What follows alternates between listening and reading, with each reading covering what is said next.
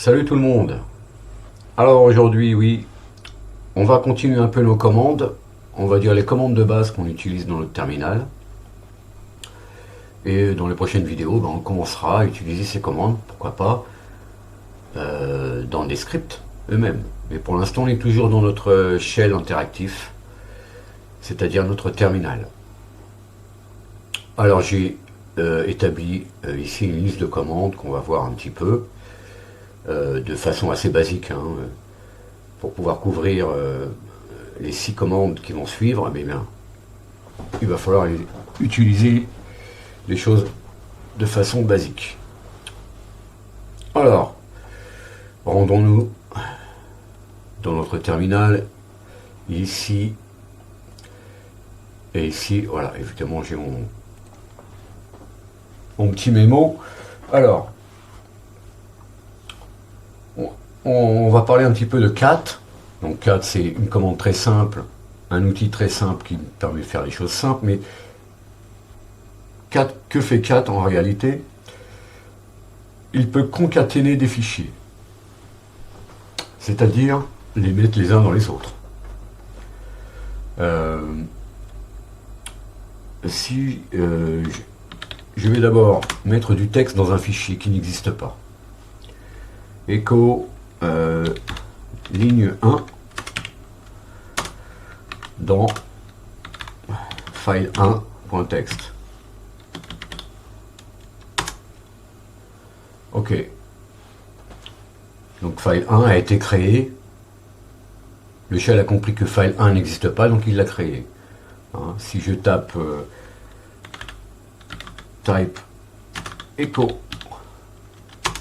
me renvoie que echo is a shell built-in. C'est-à-dire que echo est déjà, n'est pas, comment dire, un binaire à part dans le système. Il est déjà inclus dans le shell. Même si peut-être, si je cherche à savoir si echo est présent, normalement il peut l'être. Non, echo n'est pas dans slash bin ou slash user bin, etc. Ok. Donc on a envoyé une première ligne dans un fichier. Maintenant, si j'envoie ligne 2 dans un deuxième fichier. Ok. Je peux donc maintenant voir ce qu'il y a dans ce deuxième fichier. Mettons. Il y a ligne 2. Mais si je veux voir ce qu'il y a dans ligne 2, enfin dans file 1,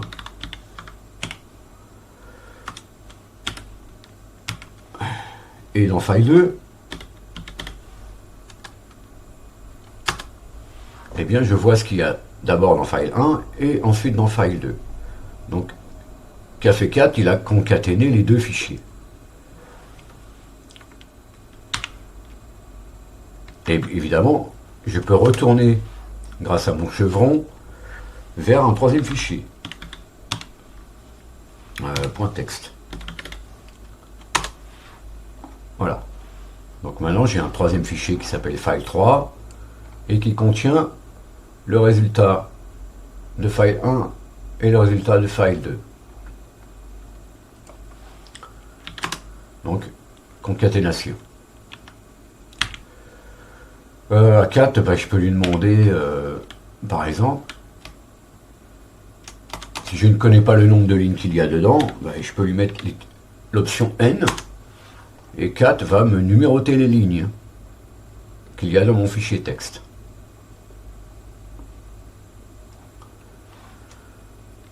Je peux aussi, par exemple, si j'ai un fichier très important avec beaucoup de lignes et que je veux voir les dernières lignes, je peux utiliser une commande qui s'appelle tail, mais on va faire avec cat, ou en tout cas son inverse qui s'appelle tac. Et tac va me retourner d'abord la dernière ligne, puis les autres, l'avant-dernière, avant-avant-dernière, etc., jusqu'à la première. Donc tac, c'est l'inverse de cat. Mais je ne pense pas que tac Voilà. Et il y a moins d'options que le cat. Hein, si je fais cat, help, je ne vais pas faire les mêmes choses. On ne fait pas les mêmes choses. Avec cat, eh bien évidemment, on peut ne retourner que ce qui est à la fin des lignes. Et là, cette option number que j'ai utilisée pour numéroter les lignes, on peut supprimer les blancs qui s'y trouvent et d'éventuelles lignes blanches. Voilà, c'est ça en fait. On peut, s'il y a des tabulations dans notre fichier, eh bien on peut les montrer telles qu'elles sont, telles qu'elles y sont dans les fichiers en fait. Voilà. Donc cat, c'est un outil assez simple, voilà, qui, quand on est dans un répertoire, eh bien, si on veut voir ce qu'il y a dans le fichier, au lieu de l'ouvrir dans un fichier, dans un éditeur de texte, on peut en avoir un aperçu comme ça dans le terminal.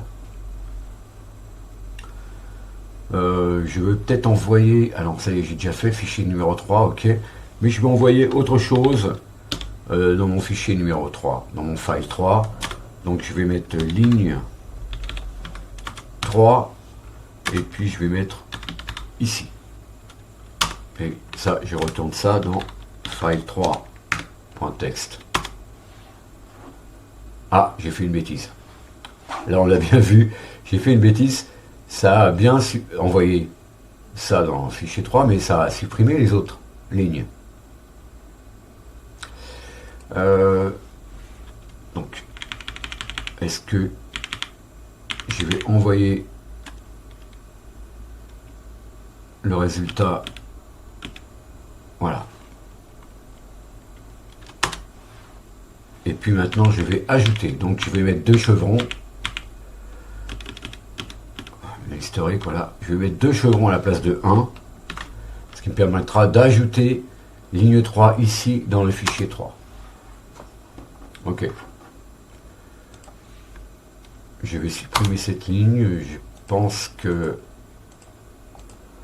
Voilà. Ok. Maintenant, on va utiliser cut. On va voir un petit peu cut. Que fait cut en fait? Si je fais 4 sur fichier 3,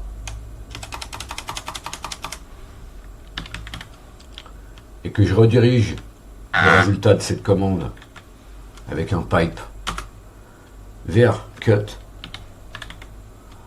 je peux demander à cut en fait de me chercher quelque chose en particulier, de me présenter un champ en particulier. Donc je vais lui dire que le délimiteur, ça va être un espace, et de me présenter le field, donc le champ numéro 2.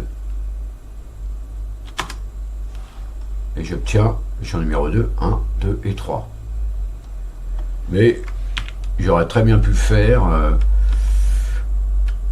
directement sur le file 3. C'est la même chose. Donc je ne suis pas obligé de passer par 4 pour avoir le même résultat. Donc de temps en temps, c'est bien d'éliminer certaines commandes qui seraient inutiles dans nos pipes ou dans la présentation de nos fichiers. Hein. Donc cut, voilà. Si je veux le troisième champ, eh bien j'aurai juste à la troisième ligne, donc 1, 2 et 3, le troisième champ ici.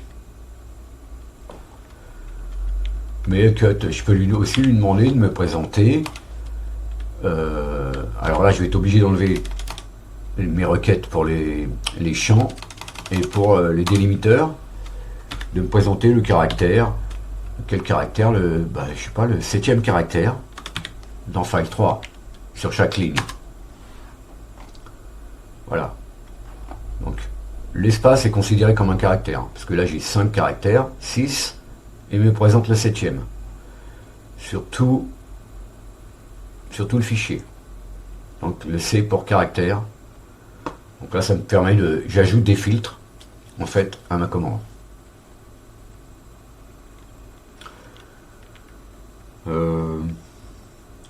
Bon, cut, on l'utilise comme ça de manière simple, hein. Maintenant, voyons un petit peu grep. Donc grep, c'est un outil un peu plus puissant, hein, quand même, et qui nous permet de faire des recherches plus avancées, avec beaucoup plus d'options. Par exemple, si je cherche ligne sur file 3, alors grep nous retourne chaque ligne et il met en évidence le terme qu'on cherche. Alors bon, si vous avez colorisé la sortie on a vu les alias la dernière fois, on pourrait faire alias dans notre bâche RC, alias grep égale grep, je crois que c'est color auto. Donc vous mettez ça dans votre bâche RC, et à chaque fois que vous taperez grep, eh bien grep présentera sa sortie avec une couleur en particulier pour mettre en surbrillance en fait l'expression que vous cherchez dans vos fichiers ou dans les résultats de commande, etc.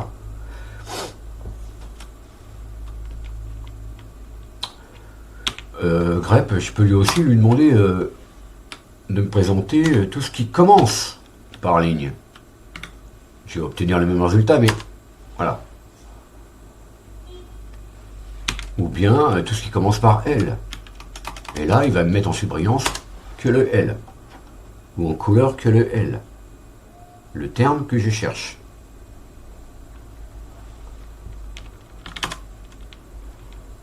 Grep, qu'est-ce que je peux lui demander? Toujours en utilisant les expressions régulières.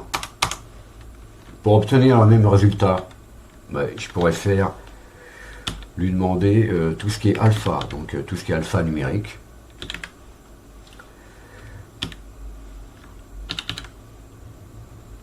Dans file 3. Donc là, il me présente vraiment tout ce qui est alpha. Il a fait omission de ce qui est digit ou les chiffres. Et il me présente que ce qui est alpha. Donc alphabétique, hein, c'est cette référence. Ou bien je peux lui demander tout ce qui se termine par alpha. Donc là, qu'est-ce qu'il va me présenter? Normalement, il devrait me présenter cette ligne-là avec ici en surveillance. Ah, le dernier, en fait, oui, d'accord, il me présente le dernier alpha, voilà, dernier, voilà. Et non pas le terme ici.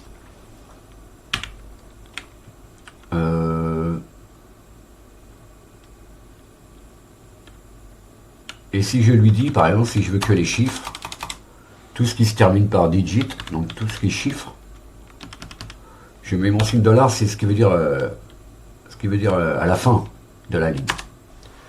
Donc effectivement, les lignes dont la fin est un chiffre vont être retournées. La ligne 3, la fin c'est pas un digit, c'est un alpha.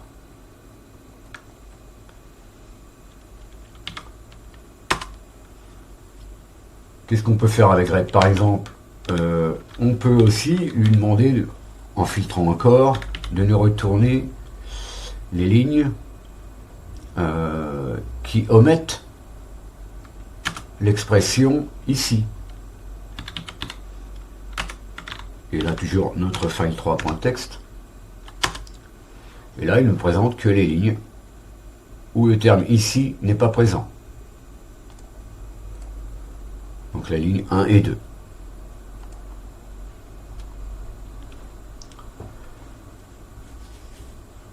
Ok. Mais on peut aussi chercher je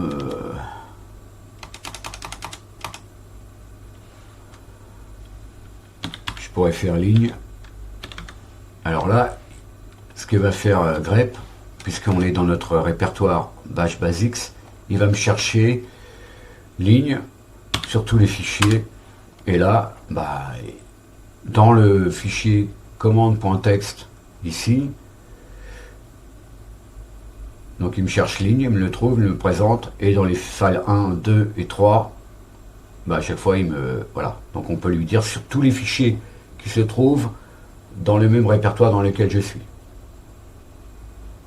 Donc là on peut, hein, si on a beaucoup de fichiers, bah, on peut chercher ce terme, effectivement, sur tous les fichiers. Donc on a utilisé l'étoile, là, l'astérix, pour lui dire tous. Ok, voyons maintenant la commande tr. Bon, la commande tr, on l'utilise surtout dans des pipes, hein, c'est-à-dire dans des redirections de résultats des précédentes commandes. Ok, donc si je fais un cat file 3, hein, là c'est là où il y a le plus d'éléments, donc je peux rediriger le résultat de cette commande vers tr et lui demander de me traduire. Donc tr, ça veut dire translate, traduire. Donc traduis-moi les espaces par des underscores, admettons. Et donc tr va remplacer les espaces par des underscores. On pourrait aussi lui demander, comme avec grep, eh bien de me traduire tout ce qui est minuscule, lower, par des majuscules, upper. Donc ici, voilà. Voilà. Donc maintenant, tout est en majuscule.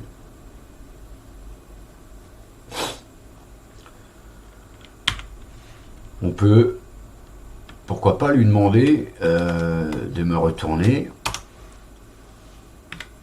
ici. Donc ça correspond à peu près à la même chose. Je vais expliquer pourquoi c'est différent. Par AZ. Effectivement, on obtient la même chose, mais c'est pas tout à fait ce que je lui ai demandé. En réalité, je lui ai demandé, ici c'est une plage de lettres, de A à Z. Mais j'aurais très bien pu lui demander de I à L. Et bien, traduis-moi ça par I à L en majuscule. Et donc, L et I sont en majuscule, le reste ne l'est pas. Et puis les I de ici, ben, ils sont en majuscule, puisque je lui ai demandé de me traduire aussi les I en majuscule. Donc en fait, ici, on met une plage. Hein. Je peux aussi lui demander ben, de tout ce qu'il y a de 0 à 9, ben, traduis-le-moi par un A majuscule. Et là, voilà, ligne, il a mis un A majuscule ici, à la place des chiffres. Donc à la place de mes chiffres ici, il a mis un A.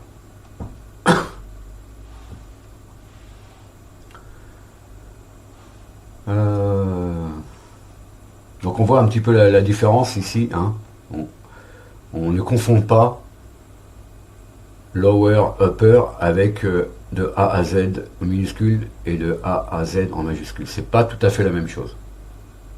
Enfin, si on met cette plage, c'est-à-dire la plage la plus importante de A à Z, effectivement on lui demande la même chose.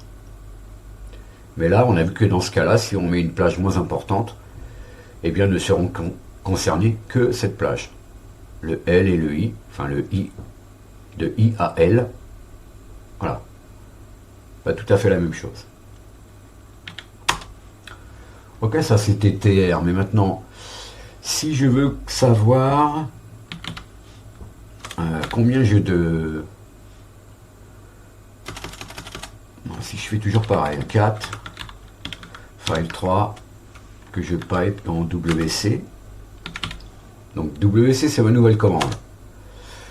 Que me retourne WC? En fait, il me retourne le nombre de lignes, le nombre de mots, le nombre de caractères.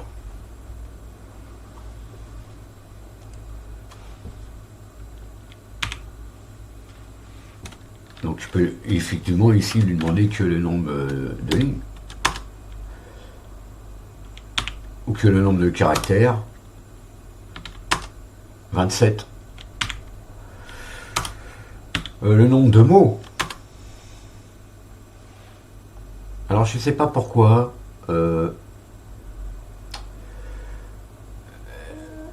non, M c'est caractère. Et j'ai mis quoi avant? C.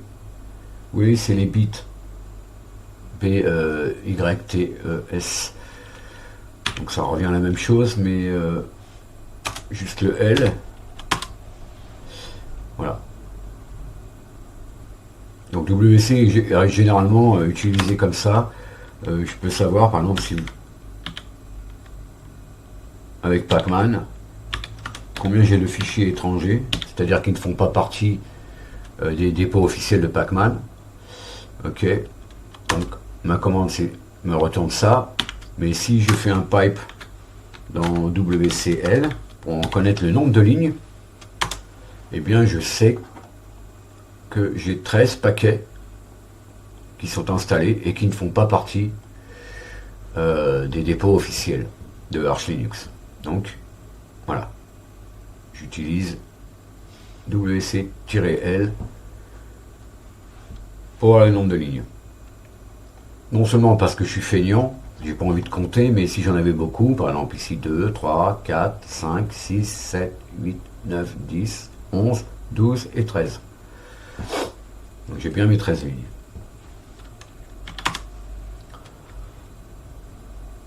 Ok, donc là c'est les petites commandes, enfin c'est les commandes qu'on utilise de façon simple, qui peuvent nous servir par exemple à regarder dans les fichiers comme ça, et obtenir des informations de façon rapide dans notre terminal. Alors maintenant on peut voir, en dernier lieu, on va voir test. Donc test, c'est une commande qui nous permet de faire des tests tout simplement. Hein. Si je peux lui demander par exemple si file 1 est plus récente que, donc newer than file 2 par exemple. Donc là on voit que c'est rouge ici, mais j'aurais très bien pu lui mettre tout de suite, lui mettre pour obtenir le résultat ici, voilà. J'obtiens 1, c'est-à-dire qu'il y a eu une erreur. Et l'erreur, c'est que mon test est faux. Parce que file 1 n'est pas plus récent que file 2, puisque je l'ai créé après file 2.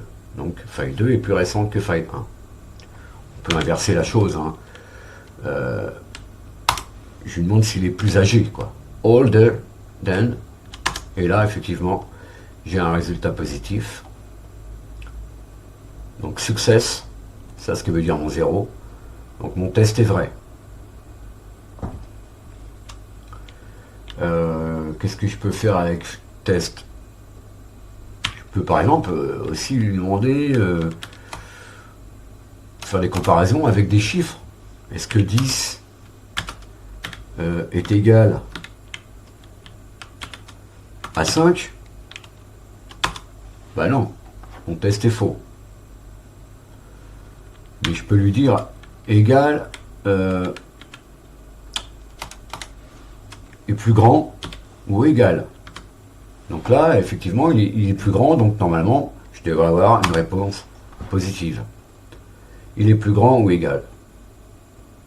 Il n'est pas égal, mais il est plus grand. Donc ma réponse, mon test est vrai. 10 est plus grand que 5. Donc, on peut faire la même chose. Less, ben non, less, ça va être faux. Mon test sera faux, puisque 10 n'est pas moins important que 5. Je peux lui demander n'est pas égal à 5. Ok, n'est pas égal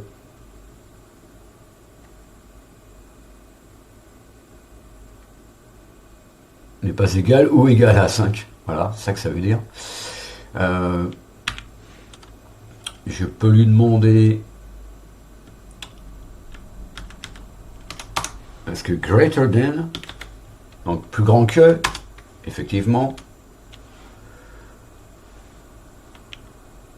Tout à l'heure j'ai fait plus grand ou égal. Oui, voilà. Plus grand ou égal, et là j'ai fait plus grand que. Donc là c'est ça limite mes possibilités, mais mon test s'est avéré vrai, avec le retour 0 aussi.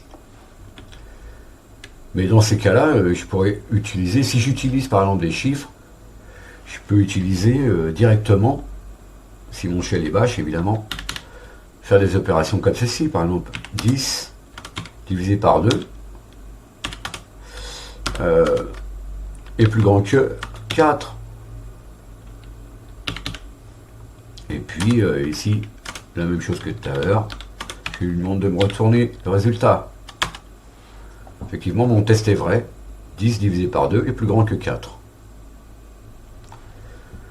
Je pourrais, de la même manière, voilà, faire comme ceci, enlever la commande test, puisque en fait, ici mes doubles parenthèses remplacent le mot, la commande test. Et ici, ben, je peux faire pareil avec mes doubles brackets ici. Faire le même test. Est-ce que file 1 est plus récent que file 2?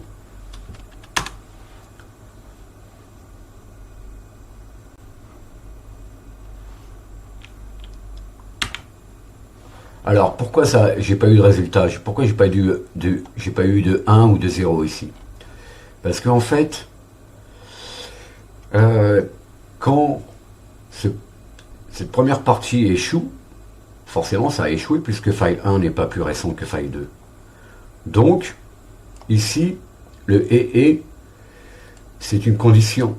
C'est un opérateur qui me dit, eh bien, exécutons cette deuxième commande si la première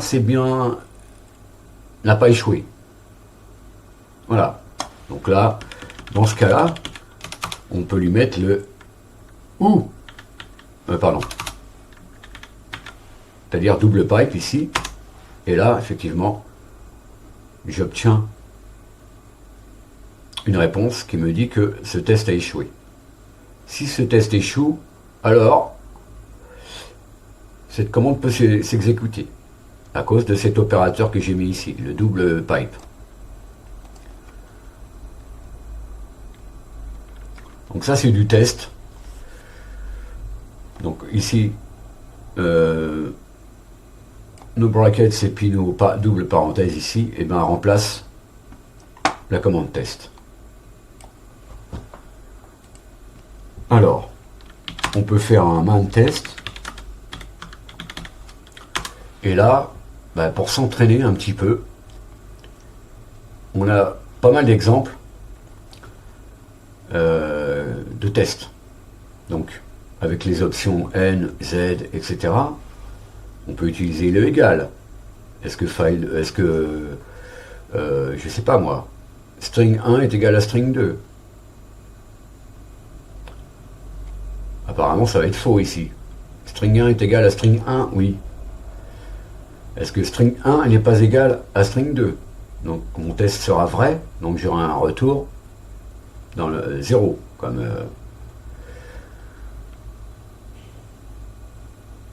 ok. Et donc pour les chiffres, ben, on a vu ce que j'ai utilisé tout à l'heure, est égal à 10 est égal à 5, non. 10 est plus grand ou égal que 5, oui. 10 est plus grand que 5, oui. 10 est moins grand ou égal à 5, non, etc. Donc ici, effectivement, on a ce que j'ai utilisé avec la commande test. Donc on peut en fait, là, il y a beaucoup plus d'options, hein, en fait, hein. Donc, à nous de nous familiariser avec ces options qu'on peut mettre, et on pourra effectivement les mettre aussi à l'intérieur de nos doubles parenthèses ou nos doubles, comment on appelle ça, crochets, oui, je vais le dire en français, crochet. Donc, le man de test n'est pas très long, mais en tout cas, on a tous nos exemples et toutes nos options qui sont décrites ici. Donc, on les potasse un petit peu et ensuite on pourra les utiliser dans nos scripts ou dans notre terminal comme ça, de manière à faire des tests rapides sur les fichiers qu'on a dans nos répertoires quand on est dans notre terminal. Ok, je quitte. Et je vous dis donc à la prochaine. Donc la prochaine fois, eh bien, je pense qu'on pourra commencer à écrire un script simple. Et pourquoi pas utiliser aussi ce qu'on a vu dans notre script avec la création de fichiers, la suppression de fichiers, et puis l'utilisation des commandes dans notre script. Voilà. Donc, je vous dis à la prochaine. J'espère que ça vous a plu. Si vous avez des idées, bah, faites-le moi savoir, hein, comment dire, dans les commentaires. Et puis mettez les pouces bleus, c'est important pour le référencement. Et donc si vous voulez faire un petit peu grossir la chaîne, même si tous les sujets ne vous intéressent pas, bon, ça serait bien de mettre des pouces bleus, les amis. Donc allez, je vous dis à la prochaine. D'ici là, portez-vous bien.